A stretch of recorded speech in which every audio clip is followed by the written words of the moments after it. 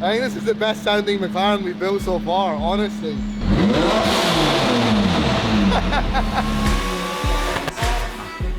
Alright guys, you might remember this car from the pre-purchase inspection last week. Client got a list of maintenance work that needed done on the car. Nothing crazy. Unfortunately, the car hadn't been maintained for the past couple of years. They do unfortunately get neglected. So this car had the bare minimum done to it over the past couple of years. The bare minimum's not bad. Like, it's not the end of the world. Like, they were still keeping on top of their servicing. But we did find a couple of leaks. The bushes were worn. We sent the list to the client.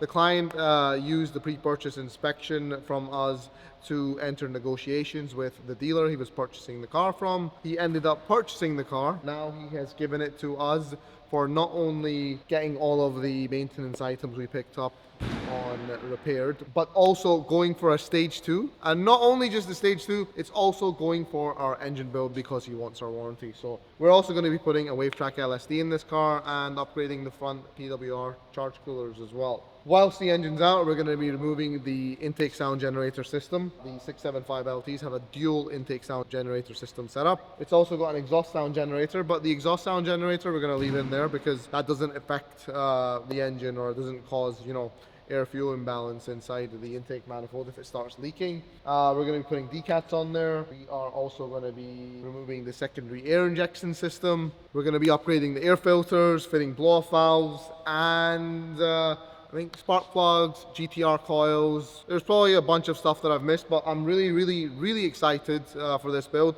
This, believe it or not, is the first 675 LT engine build that we're doing. But of course, as we all know, majority of the McLaren engines are the same. It's our same recipe that we do over and over again. We've been doing for 5 years now. On the 675 LT, it's also the McLaren model that pops the most on the upshift and the downshift. This happens due to ignition cut, and because of the ignition cut, this is what bends the rods, unfortunately. That's why you don't see any other McLaren model popping a lot on the upshifts and the downshifts. The intake and the exhaust camshafts are the same as a 720S, not the same as a 650S. And then, as well as that, inside the engine you've got DLC coated finger followers as well. But yeah, that's more or less it. The gearbox is more or less the same as a 650S, but the software, if you put the car into drive and you take your foot off the brake, unlike 720S, the 650S, the 570S, the car doesn't creep forward, it stays stationary. So it gives you a little bit more control over the car.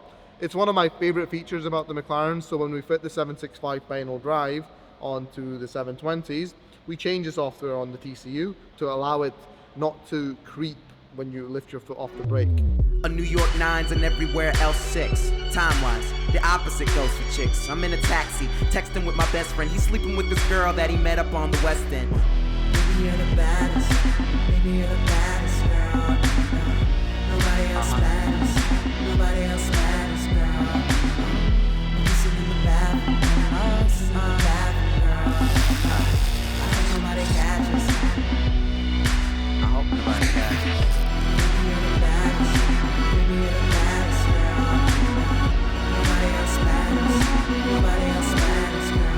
Right, so 675 LT engine out and stripped. We're still pre-cleaning. What we've done now is we've pulled the aluminium cylinder liners out of the engine. So this is an aluminium cylinder liner that they have in all of the 3.8 litre engines, including the 675 LT. On the 4 litre engines, they switched to a steel liner. They added around 3.5 kilos of weight to the engine, but it added a lot more strength to the combustion chamber. The sleeves on the 3.8 litre engines, with them being aluminium, they have a tendency to crack. There have been reports of these sleeves cracking over the years on the 3.8 litre engines. So on our builds, when we're building a 3.8 litre engines, we will always switch them out to steel liners. So obviously with the 4 litre engines coming with steel liners in the factory, we use factory steel liners on the 4 litre engines up to 1400 wheel horsepower, and we don't have any issues. So to remove and insert the sleeves from a McLaren engine block, you do need a special tool. McLaren don't make this tool. You can get it from Ricardo, but it's not something that they sell. It's like an in-house use only tool. Magnus made these up for us. It's a sleeve puller and a sleeve inserter, right? Everything's very greasy at the moment just because we haven't started the cleanup process of this engine yet. So this is the top half of the tool. Say you have a sleeve inside. Obviously we've pulled the sleeves out on the side of the engine. This bolts on top here. And if you're inserting the sleeve, drop this cup onto the sleeve. Bolt 1, 2, 3, 4 down. You have this little threaded aluminium rod that you tighten. As you tighten this, it pushes the sleeve down, it presses it into place. And same to pull it out. So to pull it out, we have this little piece. So this goes on the bottom of the sleeve from the other half of the engine block. This goes in from the bottom. Once it's in from the bottom, like that, it grips the sleeve from the bottom. This obviously bolts onto the top. The threaded rod goes all the way through to the bottom, comes out the other end, and as you tighten the rod, it basically pulls the sleeve out of the engine block. If you want to work on this engine, you should get a sleeve puller. You should definitely get an oil pump sprocket puller, because they can be a nightmare to pull out, even with a bit of heat. One thing that the 4-litre engines have that the 3.8-litre engines don't have is that they have holes here, right? So 1, 2, 3, 4, 5, 6, 7, 8. These holes are missing. The holes are for additional cooling to the cylinder head. Obviously, as you guys know, or we may have mentioned it before, I think we actually have a car here with a cracked cylinder head, which we will be discussing in another video. But the 3.8-litre engines suffer from cracked cylinder heads. The reason why they suffer from cracked cylinder heads is because they don't get enough cooling to the cylinder head. We will be machining those holes in as well into this engine block. It's another one of the trick things that we do on our builds, again, to make the setups more reliable. Okay, so here we have all the ancillary components that make up the engine as well. We've got the crank, the pistons, rods, and the cylinder heads. As you know, the 675 very commonly bends the connecting rods even on a stock car, which means there is a lot of cylinder pressure in there. But my belief is, obviously the 675 has got the most upshift and the downshift pops. That spikes cylinder pressure, so it's cylinder pressure that kills the connecting rods, not so much the power or the torque. You know, I spoke about the McLaren engines being all the same. So all McLaren did to go from 3.8 litres to 4 litres is they changed the crankshaft and they changed the pistons and they kept everything else the same. It's pretty genius. So to do a 4 litre conversion, it is genuinely just as simple as changing the crankshaft and changing the pistons to 4 litre pistons. The rods, dimensions wise, they're the same. You obviously do need to tune for it. One of the benefits is you get a lot more torque in the lower RPM range where the turbos haven't spooled up. So if I had a 3.8 litre engine and I was looking to build the engine, I would definitely suggest a 4 litre upgrade. All of a sudden everybody love me cause I'm back litty. Ask my mama, I was thuggin', I came from under her titty. Got a shovel for niggas, say they tryna get up with me. Say they dancing with the devil, but they don't wanna see my gritty. She called me for a feature, I said I wanna fuck you, Nikki. I've been noticing a lot of bad bitches come from Philly. When the niggas scrape, the only time you fucking with me. They be smiling in my face, but really wanna kill me. They be smiling in your face, but really wish to kill you. Groundhogs, when you whackin' and go another nigga. Cause trying to paint me like a junkie and I got fucking issues. Yo, as long as they don't catch me with another pistol. Lil' homie, I ain't finna say nothing, I'm just gon' come and get you. Lil' dealers and pickle legs in the projects, I remember. Everything, Uptown Projects, UTP. When Broody Yang, a nigga trying to put you on the T. Think of my life and golden acre back in the G. Thank for all my snipers and all the game they gave to me. Young niggas stealing picture pennies just to see the dentist. From watching Wiley whipping, I knew I'd never be a witness. I was in elementary, skipping, thugging, jumping fences. I knew I was going to penitentiary, kill me before I be a witness. They be like, Kodak boy, you been blessed. We remember you in them projects, you don't even know who you are yet. I was bad, but I was smart as shit. Could've went to private school, cause I won a lot of spelling bee contests. You were petted up, my first job, an on-call jacket. It's a flex to say you grew up with Lamar Jackson. Get us out of jail for trapping, gambling, more high than the traffic. I ain't saying we were rich, but we paid rent.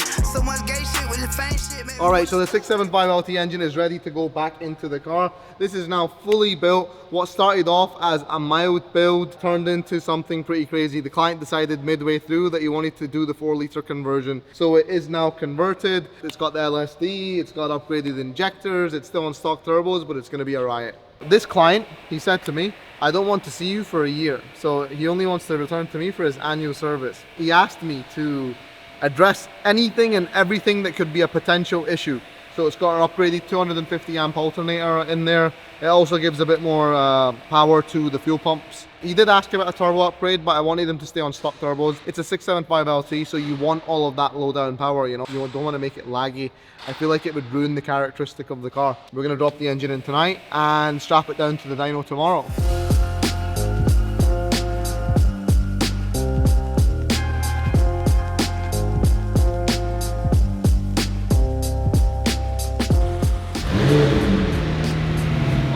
So just had our first startup of the 675 LT, just checking the oil levels now, going to check the fluids and move it straight to the dyno, but started up really nice, sounds different, sounds like no other 675 LT, I can tell you that.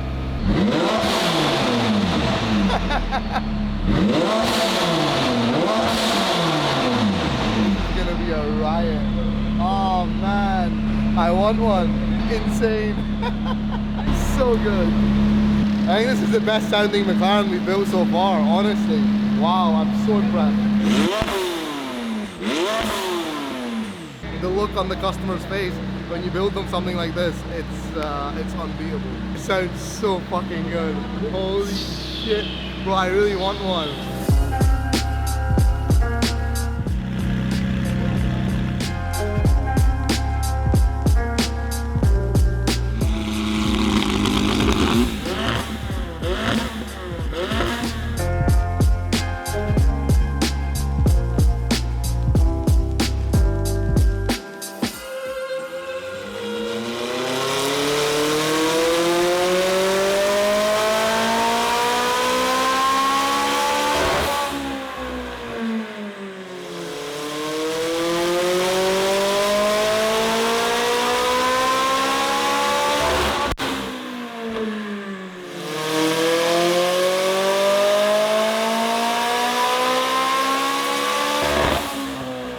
We've just started ethanol tuning, so first hit we got all of the gasoline out of the lines. We're tuning this one on E85. I don't believe it has enough fuel pump to run E99, but yeah, on E85, similar ignition, similar boost, just fuel change. It made 787 wheels, so exactly 100 horsepower bump in power. Now we're gonna begin chasing MBT, lean it out slightly, and let's see if we can end up over 800 wheel. That'll be really cool for a stock turbo 675 LT.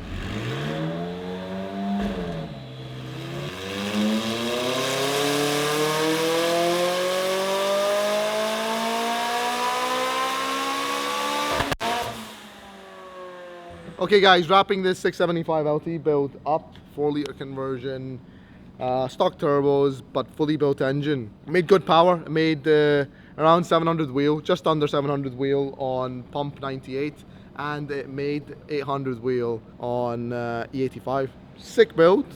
This will be a monster build in the street. It's stock turbos, so they spool up super fast. It will be a complete riot in the streets. It was something different doing a 3.8 to 4-litre conversion, not something that we would do every day. Really enjoyed doing it. Not every day people want to convert their 3.8 litre McLarens to 4 litres. They usually just buy the 4 litre to begin with. Going from a 3.8 to 4 litre makes an additional around 50 horsepower or so. Nice little bump. It's basically free power all the way in the RPM range. So that's more torque down low and it pulls harder up top. The limiting factor on this car was the stock turbos, so if we wanted to go any higher power on this, it would be a turbo upgrade and a clutch upgrade. I'm sure this car will be back for some more power.